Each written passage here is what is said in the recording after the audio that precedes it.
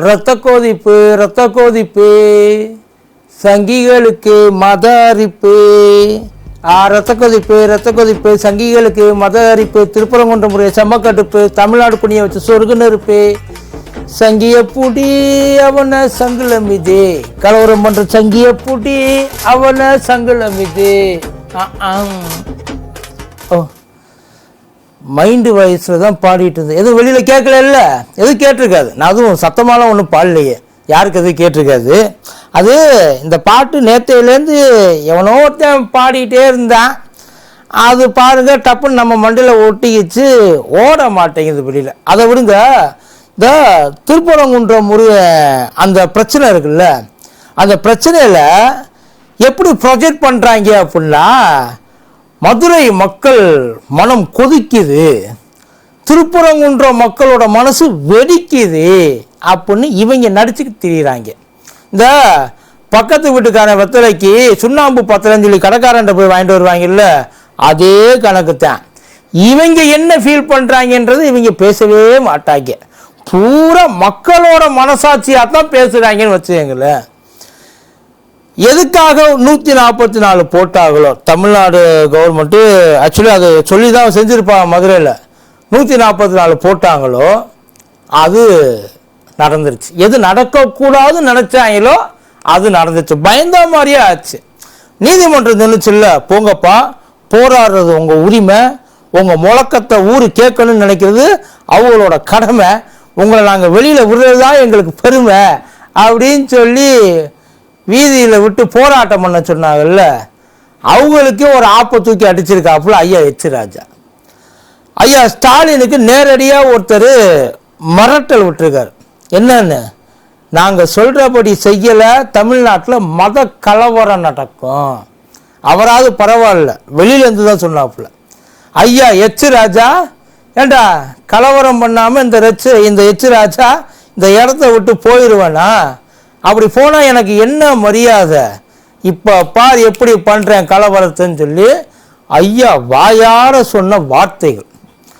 இது எல்லாம் கேட்டுவிட்டு இன்னமும் அமைதியாக பொறுமையாக இருக்காங்க பார்த்தீங்களா? அதுதான் திருப்பரங்குன்றத்தில் இருக்கிற அவங்களுக்கு கோடி கும்பிடு. உண்மையிலே சார், நியாயமாக ஐயா எச் ராஜா பேசின பேச்சுக்கு ஐயாவை அப்படியே அலேக்கா தூக்கிட்டு போய் ஐயாவுக்கு 90 மந்திரம் சுட்டிருக்கணும், உள்ளே தூக்கி வச்சிருக்கணும். ஆனால் அதை இன்னும் பண்ணலை. அப்படி உள்ளே தூக்கி வைக்கிற அளவுக்கு, ஒரு கலவரத்தை உண்டு பண்ணுற அளவுக்கு ஐயா ராசா என்ன பேசினார் பார்த்துருவோமா?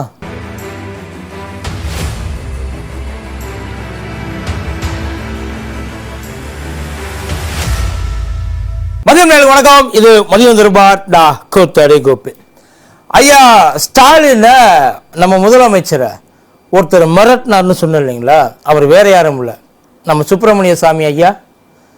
அந்த சுப்பிரமணிய சாமி இந்த சுப்பிரமணிய சாமிக்கு ஆதரவாக வர்றேன்னு சொல்லி ஐயா முதலமைச்சருக்கு ஒரு கடிதம் ஒன்று எழுதியிருக்காப்புல. அந்த லெட்டரை படித்து பார்த்தீங்கன்னா ஏதோ பயங்கரமாக ஒருத்தன் பயந்துக்கிட்டு எழுதுகிற மாதிரியே இருக்கான். ஆனால் உண்மை அவன் எழுதின ஆளை பற்றி தெரிஞ்சவங்களுக்கு மட்டும்தான் தெரியும். இது என்ன பண்ண போகுதோ அதை சொல்லி இது எழுதியிருக்கு, மிரட்டுது. அதான் அந்த திருப்பரங்குன்ற மலையில் இருக்கிற அந்த இஷ்யூவுக்கு உடனடியாக நீங்கள் ஒரு தீர்வு காணணும். உடனடியாக ஒரு கலெக்டரை வச்சு ஏதோ ஒன்று பண்ணி என்ன வேணாலும் செய்யுங்க. ஒரு ஆளை வச்சு அதுக்கு இந்துக்களுக்கு எந்த பிரச்சனையும் இல்லாமல் நீ ஒரு வேலையை பார்க்கணும். அப்படி இல்லை, தமிழ்நாட்டில் ஒரு பெரிய மத கலவரம் வரும். சுப்பிரமணிய ஐயா கோட் பண்ணுது. அதாவது கலவரம் வரும் அப்படின்னு அவர் எதிர்பார்க்கல.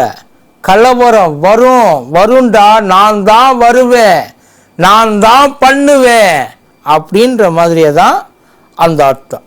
இது சுப்பிரமணிய சாமி ஐயாவுக்கு ஒன்றும் பெருசு கிடையாது, ஒன்றும் புதுசும் கிடையாது. அசால்ட்டாக பண்ணிட்டு போயிட்டு வரணும்னு வைங்களேன். அவரோட சிஷ்ய ஒருத்தர் இங்கே இருக்காப்புல இல்லை, ஐயா எச் ராஜா.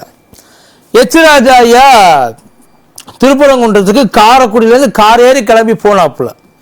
எதுக்காகன்னா, அந்த நீதிமன்றத்தில் நீங்கள் போராடலாம். அந்த 144 எதிர்த்து இவங்க கேஸ் போட்டாங்க. அந்த 144 எதுக்கு போட்டாங்க அப்படின்னா, எந்த பிரச்சனையும் வந்துடக்கூடாது. திருப்பரங்குன்றத்தில் தமிழ்நாட்டில் இந்துக்களுக்கும் இஸ்லாமியர்களுக்கும் இடையில எந்த விதமான ஒரு கலவரத்தையும் எவனும் கிளப்பி விட்டுறக்கூடாது அப்படின்றதுக்காக அதை அடக்கி வைக்கிறதுக்காகத்தான் அந்த 144 போட்டது.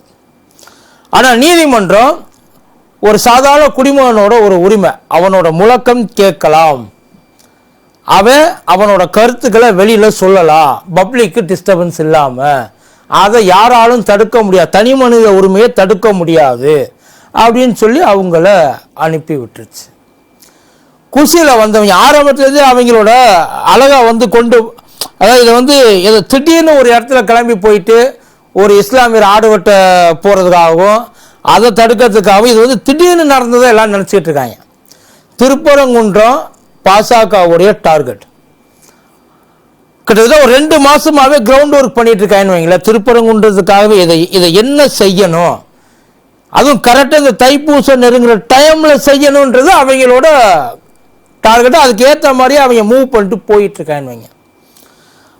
ஆரம்பத்தில் என்ன சொல்லிட்டு வரேன், அதை ஒவ்வொரு நாளைக்கு அவங்க சொல்ற கருத்துக்களுக்கு இடையில இருக்க அந்த டிஃப்ரென்ஸை மட்டும் பாருங்க.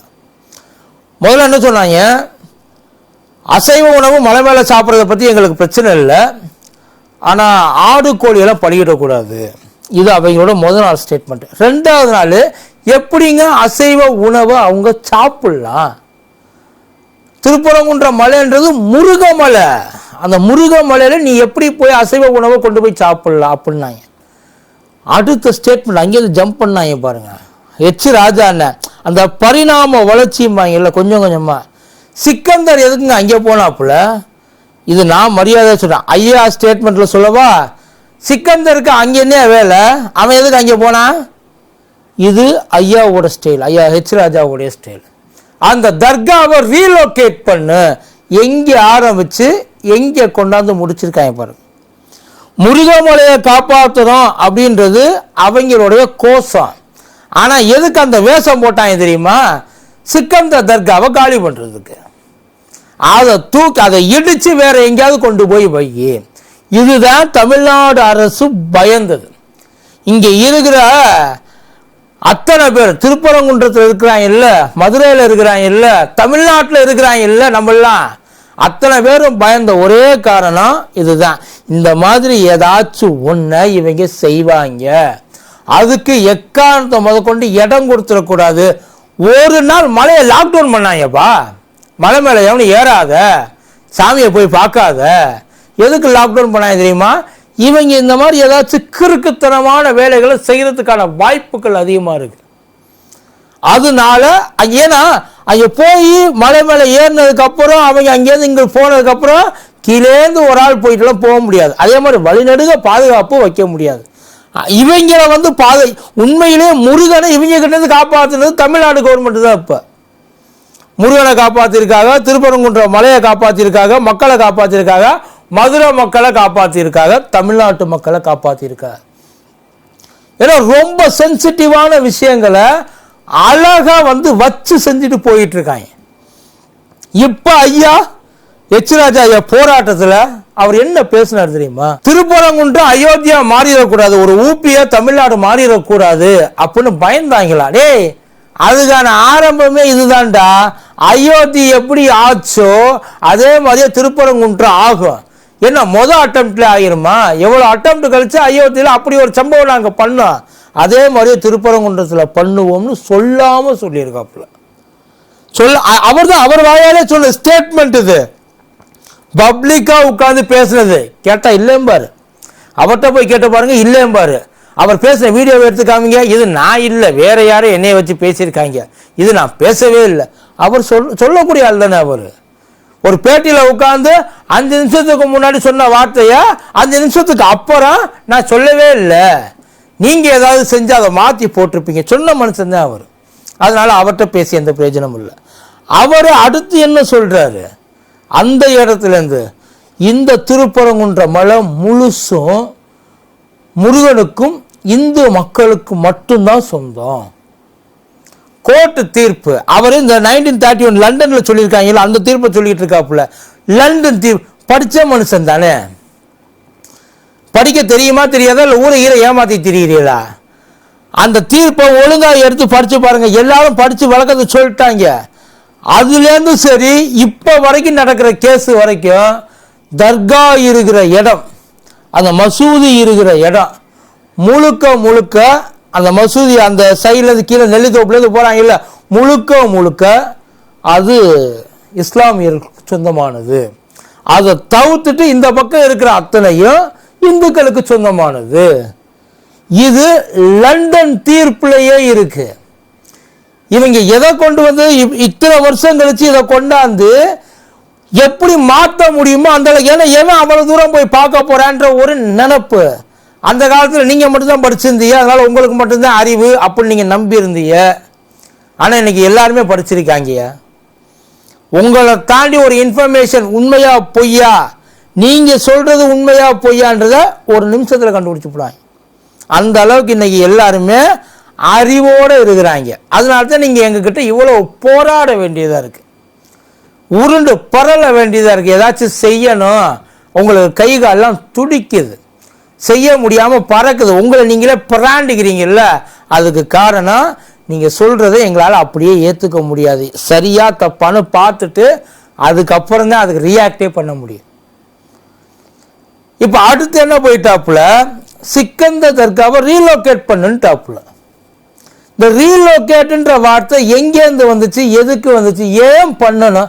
இப்போ ஒரு பேச்சுக்கு நீங்கள் கேட்டுட்டீங்க, சிக்கந்தர் தர்கா வச்சிருக்கிறது எங்களுக்கு அவங்களுக்குள்ள அந்த வழிபாடு தலை இருக்கிறது பிரச்சனையாக இருக்குது அப்படின்னு நீங்கள் சொல்கிறீங்கல்ல. மேலே இருக்க விஸ்வநாதர் கோயில் பிரச்சனையாக இருக்குது, கீழே இருக்க முருகன் கோயில் பிரச்சனையாக இருக்குன்னு பதிலுக்கு அவங்க சொன்னால் நீங்கள் என்ன பண்ணுவீங்க? அவங்க சொல்ல மாட்டாங்க, அவங்க சொல்ல மாட்டாங்க. எக்காரணத்தை முதற்கொண்டு அவங்க சொல்ல மாட்டாங்க. திருப்பரங்குன்றத்தில் இருக்கிறவங்களோ மதுரையில் இருக்கிறவங்களோ யார்கிட்டையுமே அங்கே இருக்கிற இந்துக்களும் சரி அங்கே இருக்கிற இஸ்லாமியர்களும் சரி ஒருத்தருக்கு ஒருத்தர் விட்டு கொடுக்கவே மாட்டாங்க. அப்படித்தான் அவங்க இருக்கிறாங்க, அப்படித்தான் இருக்காங்க. இப்பயும் போனால் வா மாமு வா வாப்பா பேசிட்டு தான் இருக்கிறாங்க. உங்களால் தான் இப்போ அவங்க நிம்மதி இல்லாமல் ஊருக்குள்ளே கிடக்குறாங்க. அதுலேயும் அதே கூட்டத்தில் பேச இன்னொருத்தர் சொல்கிறாரு, பச்சை வேட்டி கட்டிட்டு வந்தால் போலீஸ்காரன் பிடிக்கிறாங்க, காவி வேட்டி கட்டிட்டு வந்தால் போலீஸ்காரங்க பிடிக்கிறாங்க, ஒருவேளை குள்ள அதெல்லாம் போட்டு வந்தால் பிடிக்க மாட்டாங்களோ என்னவோ. இப்போ உங்கள் பிரச்சனை அந்த மலையில் போயிட்டு அந்த ஆடு அறுக்கிறதா இல்லை இஸ்லாமியர்கள் திருப்பரங்குன்றத்தில் இருக்கிறதா? தெளிவாக ஓப்பனாகவே பேசுகிறேன். ஏன்னா இவங்க முழுக்க முழுக்க அட்டாக் பண்ணுறது ஆரம்பித்தது ஆட்டில். ஆனால் இப்போ அவங்க ஒட்டு மொத்தமாக திருப்பரங்குன்றத்துலேருந்து எல்லாத்தையும் காலி பண்ணிட்டு இறங்கி ஓடுங்கிறான்றாங்க. அதுக்கு தான் அவங்க இப்போ முழுக்க முழுக்க பிளான் பண்ணிட்டு உட்காந்துருக்காங்க. இல்லாத இது வரைக்கும் யாருக்கிட்டையுமே திருப்பரங்குன்ற முருகனை வந்து காவடி ஈவடி எந்த முருகனுக்காவது எடுத்துருப்பாங்களான்றது தெரியல. அவ்வளோ பேர் ஓடி வர்றாங்க திருப்பரங்குன்றத்தில். கூட்டினா அவ்வளோ பேரும் இந்த கூட்டினாங்க இல்லை. ஐயா கூட கேட்டார், இது இந்து மக்கள் சங்கமமா இல்லை இந்து மகா சமுத்திரமான்ட்டு எச்ராஜா ஐயா. அவ்வளோ ஊர்லேருந்து ஆளுகளை கூட்டிகிட்டு வந்திருக்காங்க. உள்ளூர் மக்கள்லேருந்து ஒருத்தவங்க கூட போகல. ஏன்னா அவங்களுக்கு இது சுத்தமாக பிடிக்கல. நாள் ஆக ஆக ஆக ஒவ்வொருத்தண்டையும் வெறுப்பை விதைக்கிறாங்க உள்ளுக்குள்ளே. எப்படியாச்சும் சார் நல்லா கேட்டேன், கரைப்பார் கரைத்தால் கல்லும் கரையும் பாங்க. கொஞ்ச நாள் கழிச்சு இது போக போக போக போக என்ன ஆகும் பார்த்தீங்கன்னா, ஏன் நம்ம இருக்க நம்ம அவங்க போக்குக்கு நம்ம மைண்டு செட் ஆகிடும். இதுதான் இப்போ இங்கே இருக்கிறவங்க பயப்படுறது. எவ்வளவோ ஆதாரம் எடுத்து கொண்டாந்து காமிக்கிறாங்க. ஆனால் இவங்க இன்னமும் அந்த மத அரசியல் மக்கள் தெளிவாக புரிஞ்சுக்கிட்டாங்க சார் இவங்க என்ன அரசியல் பண்ணுறாங்கன்றது. இவங்க உண்மையிலே முருகனுக்காக பண்ணுறாங்களா, அந்த பாரம்பரியத்தை அந்த இதை என்ன சொல்லுவாங்க அந்த சுத்த பத்தமாக இருக்கிறத சொல்லுவாங்க இல்லை, அதை காப்பாற்றுறதுக்காக செய்கிறாங்களா, மலையை காப்பாற்றுறதுக்காக செய்கிறாங்களா, இல்லை இவங்களை காப்பாற்றுறதுக்காக இது மக்களுக்கு நல்லா புரியுது என்ன அரசியல் அப்படின்ட்டு. ஏன்னா இங்கே ஆதாரத்தோடு எடுத்து காமிக்கிறாங்க. கந்தூரி நடந்திருக்கு, தர்காவில் ஒரு சமயக்கட்டு இருக்காம்பா, தர்காவில் சமயக்கட்டு ஆளு சானவஸ் கேட்டாப்புல, தற்கால சமயக்கட்டு எதுக்கு வச்சுருக்காங்க? தயிர் சாதம் பண்ணவா தக்காளி சாதம் பண்ணவா? எதுக்கு பண்ணியிருக்காங்க? இல்லை வெஜிடேரியனில் வந்து உங்களுக்கு சமைச்சு போடவா? தர்காவில் இருக்கிறது எல்லாமே அசைவ உணவுகளுக்காக மட்டுமே. அது அங்கே இருக்கு. அப்புறம் அதுக்கு மேலே என்ன உனக்கு ஆதாரம் வேணும்னு கேட்குறாங்க. அந்த ஊர் மக்கள் சொல்கிறாங்க சார். ஆனால் இவங்க தான் இறங்கி என்னத்தையாவது பண்ணி எப்படியா ஒருவேளை எதுவுமே நடக்கலை அப்படின்னா இவங்களே எதையாச்சும் ஒன்று செட் பண்ணி நடக்க வச்சிருவாங்களோன்னு பயமாக இருக்கு எல்லாருக்கும். முழுக்க முழுக்க முழுக்க ஒரு பெரிய கலவரத்துக்காக பிளான் பண்ணிட்டு திரியிறாங்க. இவங்களை பிடிச்சி உள்ள போடலை. இதுவே ஒரு போதுமான ஆதாரம். ஏன்னா நீதிமன்றம் என்ன சொல்லி இவங்களை போராடதான் அனுமதிச்சிச்சு. ஆனால் இவங்க எதுக்கு போராடிட்டு இருக்காங்க தெரியுமா? அமைதியாக இருக்கிற ஊருக்குள்ள ஆளாளுக்கு வெட்டிக்கிட்டு சாவறதுக்கு போராடிக்கிட்டு இருக்காங்க. இது நீதிமன்றத்துக்கு தெரியுமான்றது தெரியல. தெரிஞ்சால் நடவடிக்கை எடுக்கணும்ல. இந்த பேச்சுக்கு நியாயமா ஐயா பேசுற பேச்சுக்கு என்னென்ன அயோத்தி மாதிரி மாறும், ஊபி மாதிரி மாறும், தர்காவை இடிப்போம், ரீலோகேட் பண்ணுவோம், இவ்வளோ பேச்சுக்கு வெளியில் இப்படியெல்லாம் சுற்றிக்கிட்டு இருக்கிறதுக்கு வாய்ப்பு இல்லை, இருக்கக்கூடாது. இதை வேடிக்கை பார்த்துக்கிட்டு இருக்கிறதும் தப்பு. ரெண்டு சைட்லேயுமே தப்பு நடந்திருக்கு. உண்மையிலேயே அவங்க ஊர் மக்கள் ஒன்று கூடி பேசி அதை முடிச்சுக்கணும். இவங்க ஆளாளுக்கு என்ன பண்ணிட்டாங்க, இந்துக்கு ரெப்ரசன்டேட்டிவ்னு ஒரு குரூப்பு, இஸ்லாமியருக்கு ரெப்ரசன்டேட்டிவ் இன்னொரு குரூப்பு. இந்த ரெண்டு குரூப்பையும் அந்த ஊரில் இருக்கிறவங்க இதுக்கு முன்னாடி பார்த்ததே கிடையாது. ஏன்னா இவங்க இதுக்கு முன்னாடி எதுக்குமே வந்ததும் கிடையாது. கந்தூரிக்கு போயிருக்காங்க, திருப்பரங்குன்றம் முருகனுக்கு எங்கேயாவது அளவு குத்தி போயிருக்காங்க, எங்கே போயிருக்காங்க? முழுக்க முழுக்க அந்த ஊருக்காரங்க அங்கே இருக்கிறவங்க அவங்களுக்குள்ள ஒன்றுக்கு ஒன்று அட்ஜஸ்ட் பண்ணி அவங்க எப்படி அதை பீஸ்ஃபுல்லாக ரன் பண்ணணுமோ ரன் பண்ணி தான் இருந்திருக்காங்க. ஆனால் இவங்க உள்ளே போகும்போது தான் இப்படி ஆகிப்போச்சு. ரத்தம் கொதிக்குது அவங்களுக்கு. இப்போ எதுவும் பண்ண முடியலையே, ஏதாச்சும் பண்ணணுமேன்ட்டு இந்த கொதிப்பை கூடிய சீக்கிரம் அடைக்கிருங்க. கூட்டி போய் அடைக்கிருங்க, பூட்டு போட்டு அடைக்கிருங்க, நல்லது. இல்லைன்னா அதுக்கப்புறம் கண்ட்ரோல் பண்ணுறதுக்கு ரொம்ப கஷ்டமாகி போயிடும். ஏதாச்சும் ஒரு அசம்பாவிதம் நடக்கிறதுக்கு முன்னாடி எல்லாத்தையும் முடிஞ்ச அளவுக்கு கண்ட்ரோலில் எடுத்துக்கோங்க. நன்றி.